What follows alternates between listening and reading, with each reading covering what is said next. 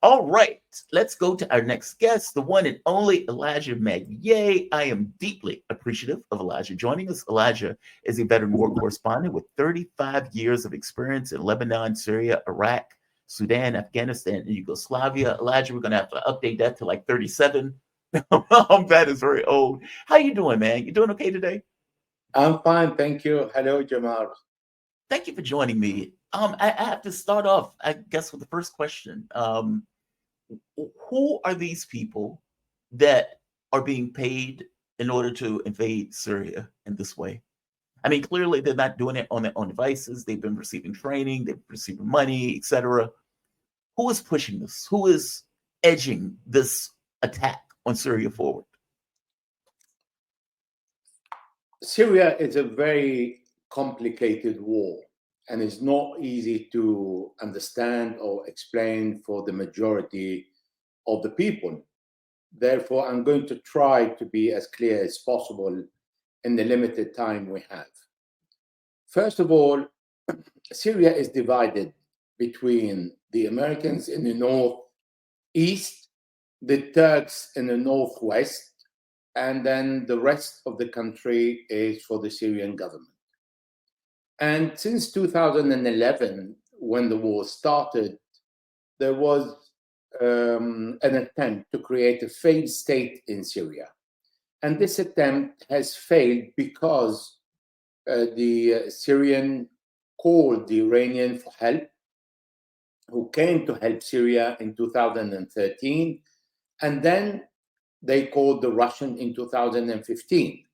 The Russian and the Americans wanted to make a deal and stop the war according to some demarcation lines.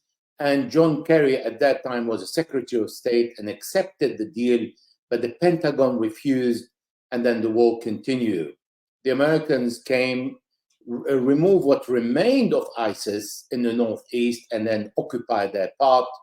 Turkey came, kicked out the Kurds in Afrin, and then took the rest of the northeast until the rural area of Idlib and the limit of Aleppo, and this is where it stayed. And then there was something called the Astana meeting and the Astana agreement, and there were so many meetings in an attempt to try and perhaps change the Syrian constitution, and then make room for all the refugees to return, and then for the government to embrace those in the northeast and in the northwest. Nevertheless, it is not a Russian Iranian decision, neither it is for the Syrian government to decide, because the Americans said they would pull out at the time of Donald Trump when he was president, and then he was not allowed to leave. And then Pentagon lied to President Trump, and they said there are only 300 men, where there were more than 1,000.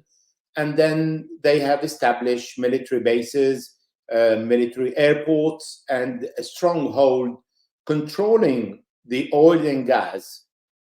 And also, the part of East Syria is known for not only its energy, but it's a food basket of Syria. Turkey said, I'm not going to leave as long as the Kurds, that are considered the PKK Syrian branch, that is an organization on the world terrorist list, but they act as a US proxies, and Turkey is suffering from their attacks. So this is where we were at, and all the Astana agreement did not work until 2019, when the government of Syria decided to make a serious military push to reopen the main road between Aleppo and Latakia and Aleppo in Damascus. They are called the M4 and M5 because Turkey did not manage to convince, or it did not feel that it was right to put pressure and open these roads, and was neglecting it. So these roads were opened by force. And the situation remained static until this month, 2024. But there's, in the last 72 hours, there was a change of situation. And that is based on so many elements. It cannot be taken one on its own. So it is not the war between Israel and Hezbollah in Lebanon, or the war on Gaza, and the Israelis wanting to weaken the axis of the resistance. There is an element of that. But it's also the will of President Assad not to negotiate the return of refugees and the change of the constitution for a simple reason. Syria is under heavy Western sanctions. Nobody can deal with Syria and supply Syria with goods or lift the sanctions on Syria. Therefore, the government said, how can I take 4.5 million refugees in Turkey, 1.5 in Lebanon, more than 1 to 2 million in Jordan, when there are sanctions on the countries? How can I feed these people when the West is paying for Jordan, Lebanon, and Turkey to keep the refugees? And then these refugees can return according to an agreement when the sanctions are lifted on Syria and the West is supporting Syria, because Syria was destroyed because of the Western war on this country. So this is not happening. And then Turkey is in a dilemma because it has more than 4 million refugees. President Erdogan has lost the municipality election, his party, in Istanbul. And then there is a mounting disagreement and anger from the Turkish people against the Syrian refugees, saying they are exhausting the resources of the country, they are taking jobs for cheap. The same in Lebanon is happening. And the Turks wants to get rid of the Syrian refugees. But President Erdogan cannot ask them to return to Syria because they are several millions. So where do they go? In Idlib, they will be packed like a box of sardines. So we have also the other element, that is Russia is engaged in a war in Ukraine. And because of that, there is little attention to Syria and its needs. And another element is Russia is not doing what it should do with Israel to stop its attack on Syria. By allowing the Israelis to attack Syria, Israel was attacking also the position of the Iranian, of Hezbollah, and all the allies of Syria that were keeping the line of defense for the Syrian army in opposite all the other groups that are in Idlib. And when these were destroyed or suffered heavy casualties, and then the Iranians did not rebuild them, because no war can start without a political will and a decision and a financial one. So you need the political decision and the money to finance a war.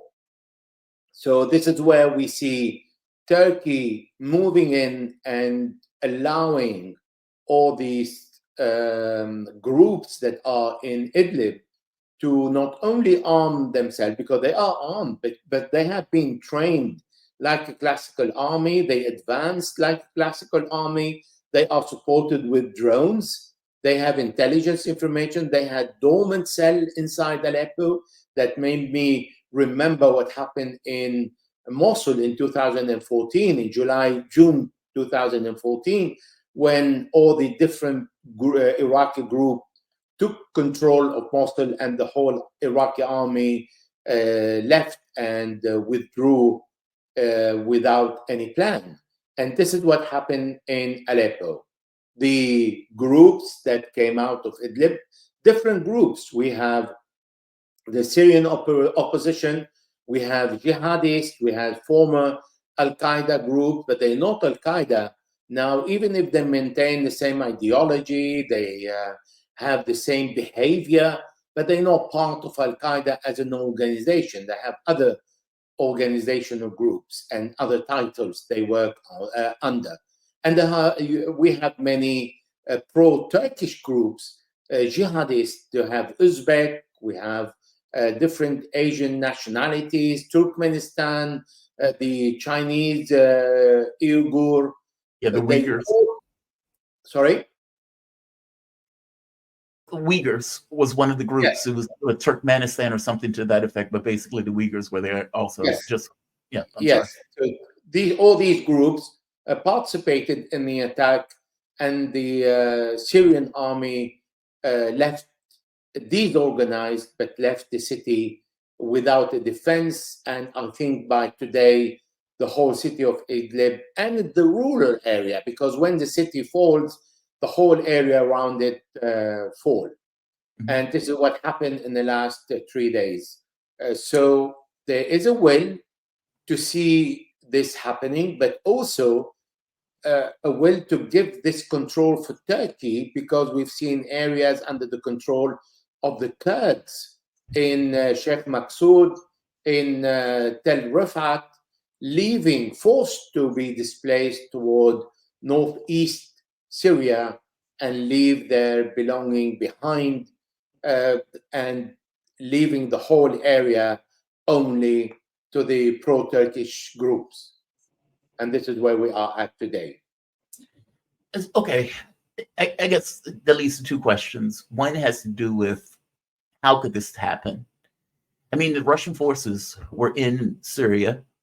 The Syrian forces had to be aware that terrorists were arming in preparation for an attack. I mean, this stuff was talked about even on Telegram. What happened? How did this fail to such a degree? And I want to move to Turkey for a bit about, because Turkey was being bribed by Europe to keep those 4 million Syrians from going into Europe, because so many Syrians had basically moved into Europe as a result of the wars. But I want to go to the first one first. How did that happen? How on earth did they get caught this unaware? Well, that's a big question, because the decision of going to war must be a political decision. Turkey met on the Astana 22 on the 11th to 12th of November last month, just a couple of weeks ago, and they did not look like planning to invade Aleppo with their proxy groups and support an attack.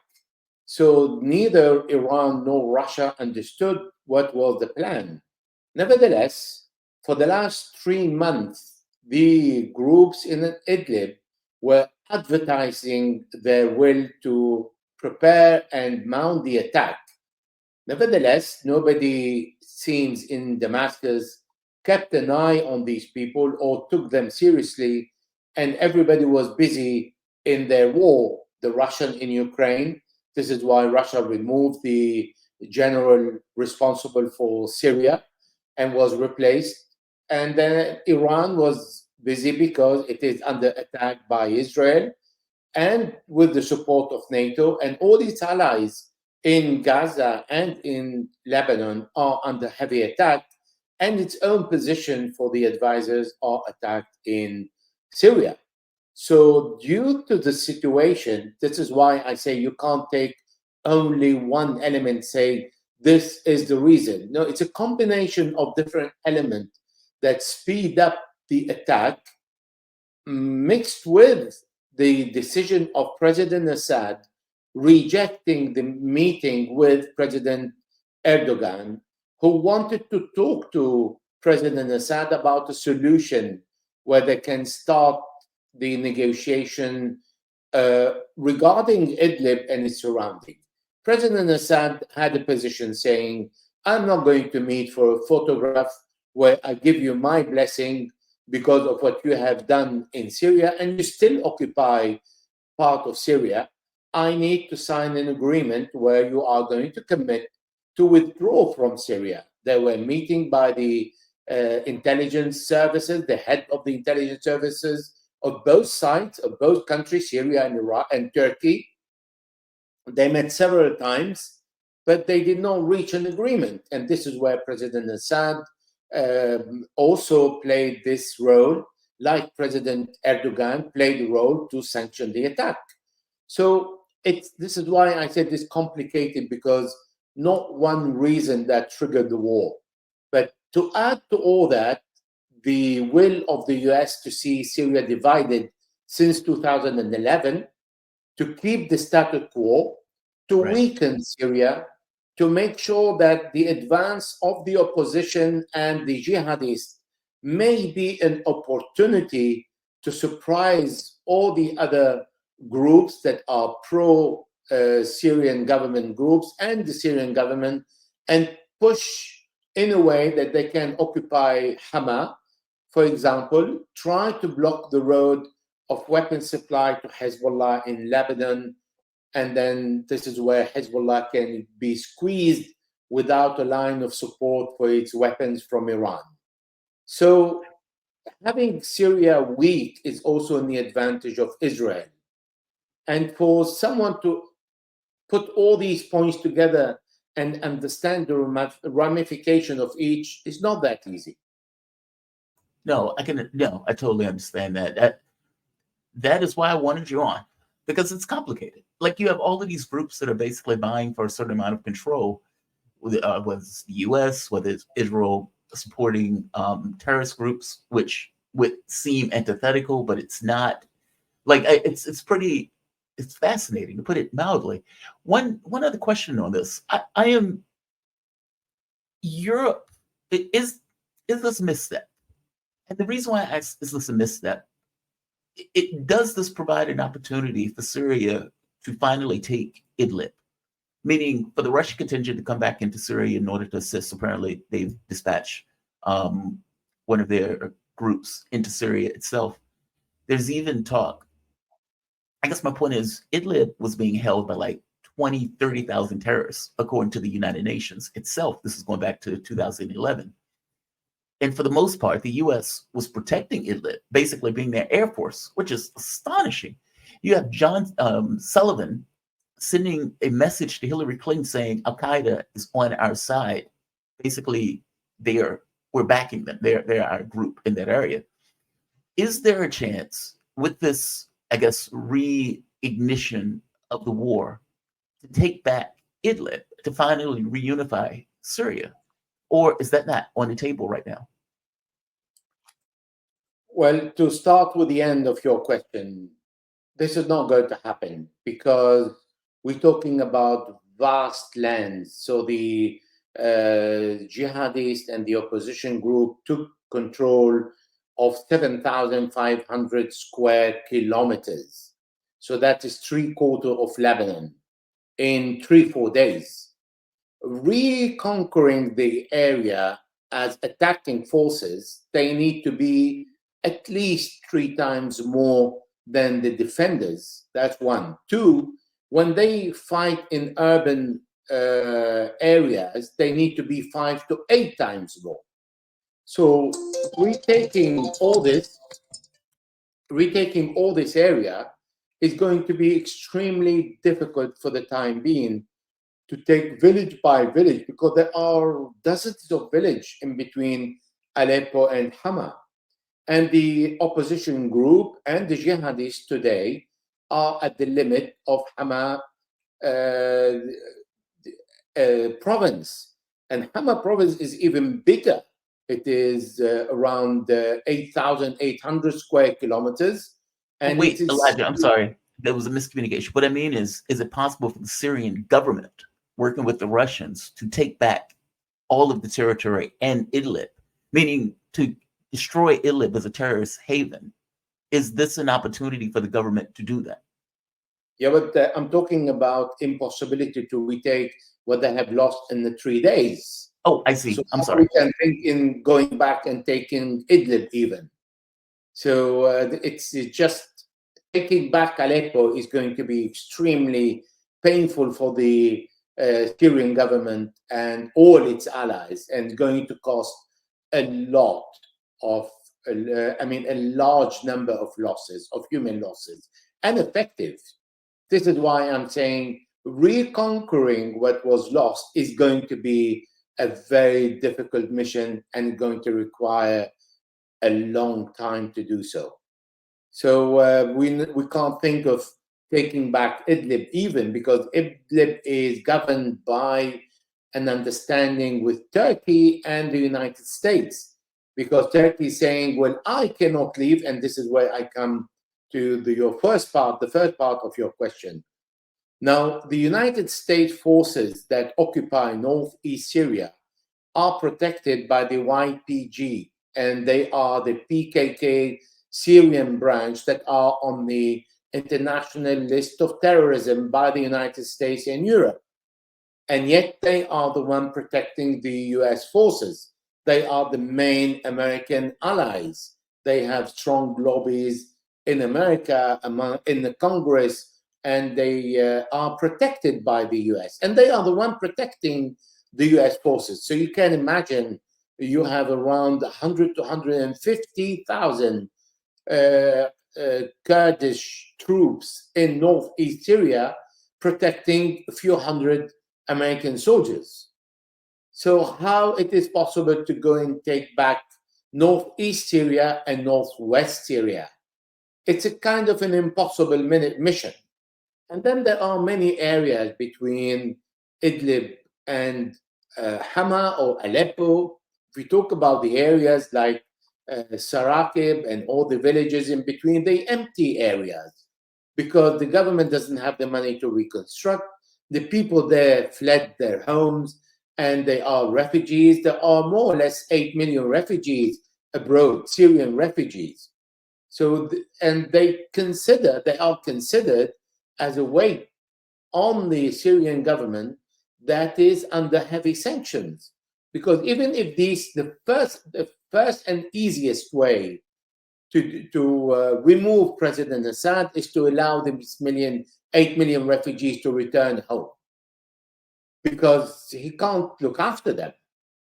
There are sanctions, maintaining sanctions and allowing to return home.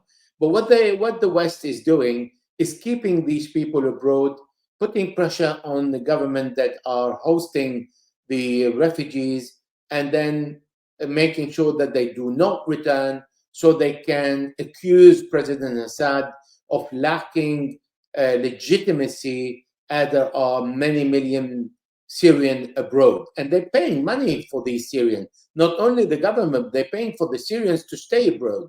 And these people are paid better than if they return home. So all these facilities that is offered by the West is to make sure that Syria is not a legitimate, ruled by a legitimate leader, because Syria represents a danger to Israel. The Americans have no interest in Syria. No American can claim an interest for its national security. But yes, there's a large interest for the national security of Israel to keep Syria unstable, because Syria has even returned to the Arab League, and the Arabs now have established good relationship with Syria, apart from Qatar, Saudi Arabia, the Emirates, Bahrain, Egypt, Oman. All these countries have now good relationship with Syria and good ties. They working with President Assad. He's participating to the meeting with the Arab League and Arab Summit. So he is no longer isolated. There are European delegations. The head of the Italian intelligence services visited Syria. The head of the German intelligence services visited Syria. There are French delegation, from parliamentary delegation who are visiting Syria. There are even US officials who visited Syria. And suddenly we see this attack happening on Aleppo to even make sure that Syria is more divided than ever. And all the Syrian allies are busy in recovering what Syria has lost, rather than rebuilding the strength of the axis of the resistance like Hezbollah and Iran, to rearm itself in preparation to the arrival of President Trump to power and what President Trump is planning for Iran. Let me ask you this. I have about 30 seconds. Is Europe is fascinating me. When I visited Europe doesn't seem to make the connection between the wars that's taking place in Syria that the US is involved in and the refugees that end up in Europe. I mean, if you go to like Germany or for that matter, Austria, you would see a massive amount of Syrians in those countries that came in during the wars. So is this going to be another influx of refugees into Europe? Or for that matter, is Erdogan going to be able to blackmail Europe once again in order to keep the refugees in Turkey? We have about 30 seconds or maybe a minute. Give me your take on that. The minority in Idlib and the whole area that is today under the control of the jihadists and the opposition have fled the area because there is no place for the Christians and the Kurds and other minority in different religions, the Shia and the Alawi for certain.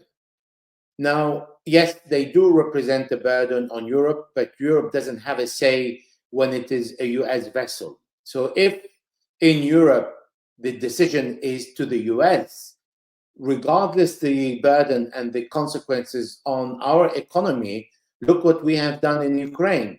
We went completely in the opposite direction of the interest of Europe because the European leaders are just executing America first and what America wants. And this is why it is not a question of the damage that Europe is going to suffer, but what the Americans want from Europe, and Europe will just execute, regardless the increase of refugees or the increase of money to the refugee, that they will leave Syria to a safer place.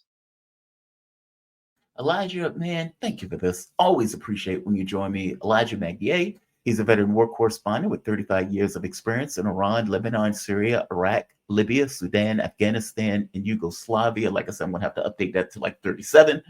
Thank you for this, Elijah. Thank you, Jamal. All the best.